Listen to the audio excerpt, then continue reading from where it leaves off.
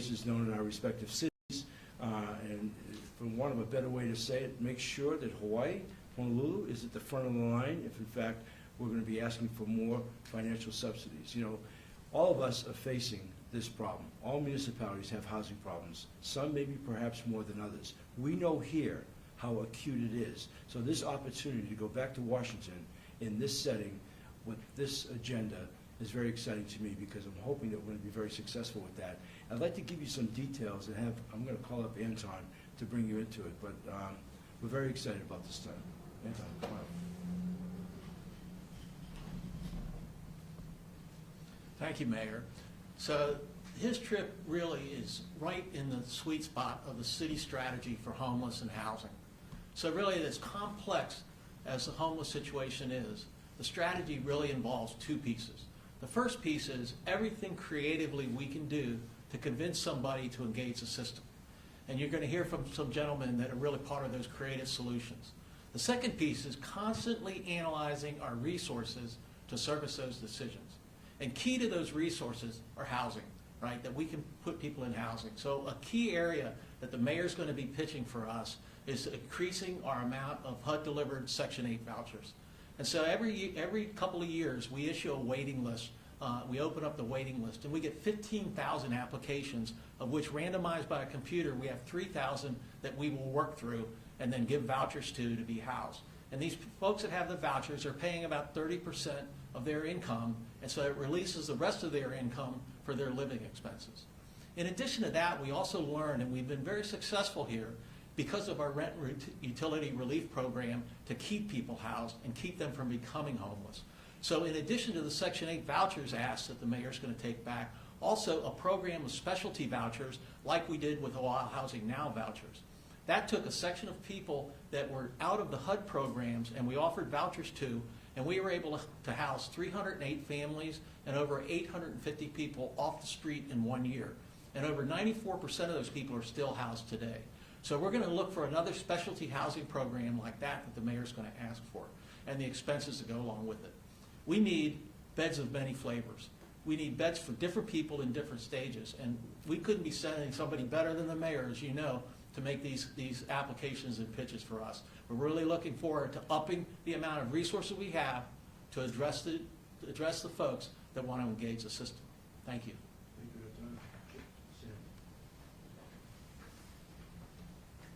Aloha, Sam Moku, Mayor's Homeless Coordinator. This is a great opportunity for the City and County of Honolulu to continue what we're doing already in placing our homeless in various, as Anton said, beds of many flavors. And these beds that we're about to move on into are permanent vouchers for our homeless population. And in the continuum of homelessness, this is probably the most important part of those who are homeless in our community that we don't see. They are the working homeless that live in their cars on the streets. They maybe get services from IHS or some other service provider, but they need that one lift to get themselves into permanent housing. And these are the people we're going to help. So thank you very much.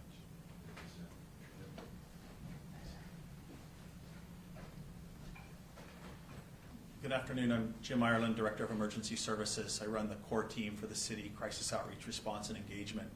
You know, we have had great success with CORE in the last year especially, and it's only accelerating. You know, I think we have the stars aligned, if you will, with Mayor Blangiardi, the governor, city and state homeless coordinators, Anton, and all our respective teams to really make a huge difference in homelessness. And I think it's a model that other cities around the country are gonna look to us in the future for their own crises. And I tell our own team, if this was easy, it would have been taken care of already. And we see this as a problem across the country, but I think our innovative strategies here will really let Honolulu lead the way. You know, the core team engages people right on the street. And I'll tell you a brief story. There was a gentleman, 82 years old, lived here 50 years, worked his whole career in the hotel industry, had a death in his family, found himself homeless. He was on the sidewalk on Ward Avenue for almost 2 years. People knew him walking by. He would take handouts, but never really ready to accept care. Well, about a week ago, he did accept care. The core team was able to get him to the ER and then ultimately into medical respite.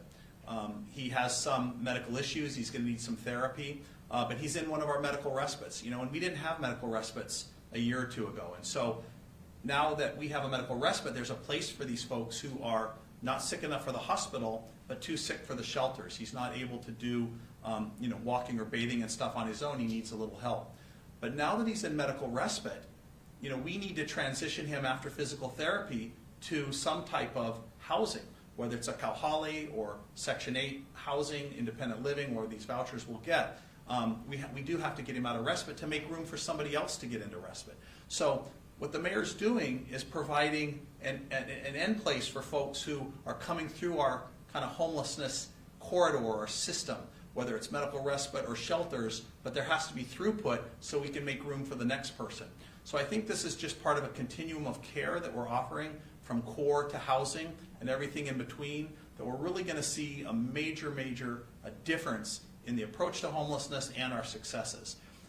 You know, and I tell our team, we can be proud of our numbers, we're getting people off the street, but at the end of the day, we want to be able to drive through Chinatown and drive down King Street and drive down Kalakaua and go to many places on the island and not see people having to live on the sidewalks or live in encampments, that they can be in some type of sheltered, whether it's transitional, temporary, or permanent housing. That's our goal. Thank you. Thank you, John. So to kind of sum it up, if you will, that our challenge in dealing with homelessness really is on a couple of different levels, and it's a very complex problem, as we all know. But this agenda now, where we could actually prevent people from becoming homeless, you know, we know full well the math doesn't work. More than 60% of our families are living paycheck to paycheck. It is easy out there for somebody to go from being sheltered to unsheltered.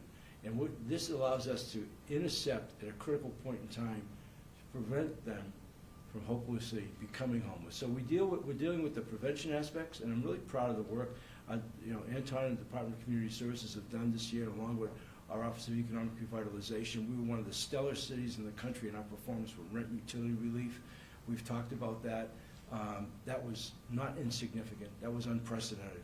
It was over $300 million affecting more than 24,000 families. This here gets more into a tailored approach with these individuals, and at the same time, as Jim just told you, our ongoing efforts now to remove people who are from the streets and be able to take them through a transition, if you will, from that sort of lifestyle into something that's more permanent is exciting for us. Because at the end of the day, it's those couple of thousand people we know who are unsheltered, who are out there on the street, many in need of medical care, many in need of just a lot of things, but more than anything, a place to be taken care of. That's a primary responsibility for us. So I'm very excited. This is the first time now in 3.5 years. I'm going to go back to Washington. And along with the other mayors, like I said, they know we're coming. They know what we're asking for. We want to be sure that Honolulu, as I mentioned earlier, is at the front of the line. And we're really excited about the potential of this because it will make a difference. We need every resource we can get. You know, and with these federal monies, this is really critical to our efforts, our plans, and how we want to execute and taking care of our homeless people, and more importantly, even preventing homelessness. So with that, I'd like to turn it over to any questions you might have. Yes, Victoria. I'm going to leave tomorrow afternoon at 2 o'clock, and then I return Wednesday. It's an in and out trip. We meet on Sunday, and then it's all day Monday, all day Tuesday. Pretty extensive calendar. It goes morning till night, starts at 7, and ends about 9. And then I'm going to fly back on Wednesday. Is this the same concept as Housing First? It's the same concept as Housing First? Not, I don't think it is. This is, you know, this is really trying to get our housing vouchers for those people who are income eligible. It's a little bit different than Housing First. Okay. Anything you want to answer to that? This is my Housing First expert, Victoria. Okay. Thank you, Mayor. So the concept of Housing First is really two different concepts. One is just the words themselves. And there was a program about 12 years ago where they said if you take somebody and you put them in housing and you surround them with services, that will end homelessness. And it works many times, but many times it doesn't work. And so, there were people that said in 10 years we would not have homeless, and it's just not the case. The economics of a place that has a high cost of living really is the main driver of homeless. There's different issues to deal with on the street, but that's the main driver. Housing First as a program is really state-funded money that comes to the city that we then extend to service providers, and then they would have vouchers that they could give to people within certain programs they have. So whereas Section 8 vouchers the city issues directly, Housing First is money from the state, it's not federal money, goes to a service provider, and then they issue those vouchers for housing. Makes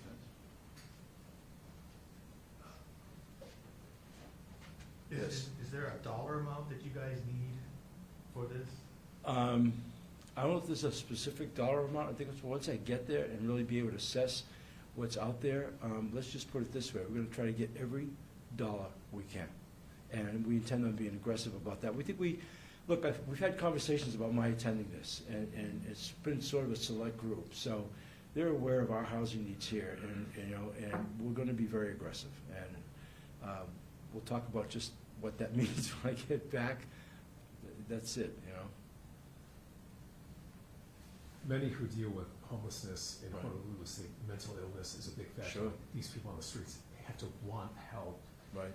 Is that a rising concern, and what factor will this play? Well, that's a good question, because look, when we talk about the unsheltered population that's out there, and talking with our homeless service providers, many of them have been on the streets for even 10 years or more. And you just heard Jim talk about the 82-year-old man that was out there for 2 years or more.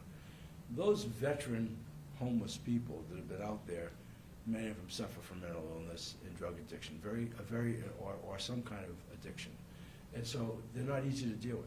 They don't like rules. They don't want to go inside. It's a lot of stuff. But that's where having the proper facilities and medical care to help stabilize them, help transition them, this is the kinds of things that have to take place. And a number of them can be stabilized. They've just been out there without medication or without any kind of proper care. So we're going to be very aggressive with that. But it's sort of what Jim said.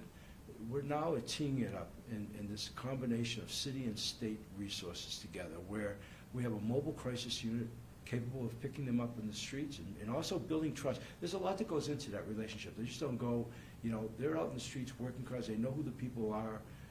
Every one of them out there has a story. You have to build that up. But being able to pick them up was the first part of it. The last two legs have only come into existence within the last few months, and that has to do with having places to bring them to, and even more importantly, providing the medical care in between. And as Sam mentioned, in working with the state, you're going to see more Kalhalis coming up. You're going to see different things like that that help us stabilize the situation. So, but this here is for those families that are working really hard, and they just they can't quite make the math work. And this is where we can step in and keep them in a roof and have life be as normal as they can for them. And this is a really important part of that whole equation. We want to prevent people from becoming homeless. That was one of the things on the rent utility relief program that I was so proud of. We actually had hired mediators to deal with potential evictions in anticipation, this was because of COVID, of what might have been an onslaught of homelessness. All of that was mitigated. And so it does take money. Money helps in this equation in a big way. And so that's what this is about. We're going to go get the money to help these people. Victoria. I think earlier Anton mentioned that there's like 15,000 applications. Can you clarify? Were you locally? 15,000 applications, Anton? Sure. Yes, Anton Krupke again from Community Services. Yes, when we opened up the waiting list, in 5 days we got close to 15,000 applications. And then what we do with those applications is the computer randomizes us and gets us down to a list of 3,000. And then we just take the order that the computer gives us and we work each situation. They have to qualify. They have different pieces in there, but that's tells you about the need, right? Of the 3,000, how many people are eligible? Well, we address about 100 a month, right? And of those 100 a month, we issue the vouchers, and those folks and their housing choice vouchers. So they get once they have the voucher, then they look for the places to say that to use those vouchers. And what the vouchers allow them to do is they only pay 30% of their income, and then the rest is paid by the voucher directly to the landlord. Is there any sort of incentive to the landlord to allow like homeless people into their home? Does that make sense? So the Section 8 is randomized, so it doesn't specialize to your question about whether or not it's directed at homeless. But that's why we're looking, in addition to the mayor asking for additional Section 8 vouchers that he'll be doing, we have a specialty voucher program that we're going to have them ask for, like we had before, which allows us then to look at other populations and see if we can really move those along as well. So that's a great question. You know, when we're dealing with Section 8 vouchers, we really are dependent upon landlords being sensitive. It's not so much a special incentive. What they have knowledge of is that these people will be able to pay their bills, and that can be reassuring for a lot of them. So, you know, that's the whole idea here, is to stop people from seemingly slipping into the kind of poverty that could result in homelessness. This is what this is, and that's why it's so gratifying. And I can just say this, you know, and I speak for our team. We feel this. You know, you talk about 15,000 and being able to process what it comes down. Those are big numbers. It speaks to what that demand is out there. And so that's why we're excited if, in fact, we have an opportunity like this to go and maybe aggressively, unprecedented, be able to come back with even more resources so we can handle more people, because those numbers don't go away. There's only so much we can handle because money is finite, resources are finite, but if we can get more money, more resources, we can do more. And in all simplicity, that's what this is about. Okay. Anything else? Okay, thank you very much.